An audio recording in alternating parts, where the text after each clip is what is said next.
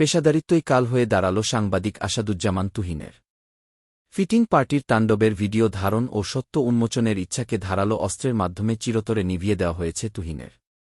Video তথ্য প্রমাণে ওই ফিটিং পার্টির সদস্যদের চিহ্নিত করা হয়েছে। ইতোমধ্যে ৭ জনকে গ্রেফতার করা হয়েছে। গাজীপুর মেট্রোপলিটন পুলিশের জিএমপি উপকমিশনার রবিউল হাসান বলেন, সাংবাদিক তুহিন হত্যার ঘটনায় সদর উপজেলার ভবানীপুর থেকে ফয়সাল ওরফে কেটু মিজান, তার স্ত্রী গোলাপী ও সুমনকে গ্রেফতার করা হয়েছে। রাজধানীর উত্তরার তুরাগ এলাকা থেকে আল আমিনকে গ্রেফতার করেছে পুলিশ।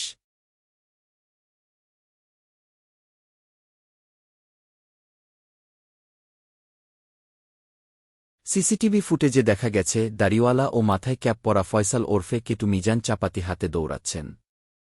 তার সঙ্গে শাহজামাল, বুলেট ও সুজনসহ আরও কয়েকজনকে চিহ্নিত করা হয়েছে। পুলিশ বলছে একাধিক টিম এখনও পলাতক। গোলাপী ও চিহ্নিত আসামিদের গ্রেফতারে অভিযান চালাচ্ছে পুলিশ।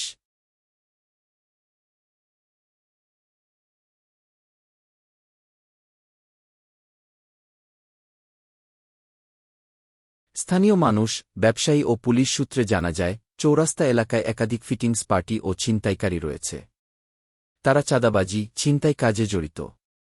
ওই দিন সন্ধ্যা 7:30টার কিছু আগে এটিএম মেশিন থেকে টাকা তুলেন বাদশা মিয়া নামে এক চাকরিজীবী।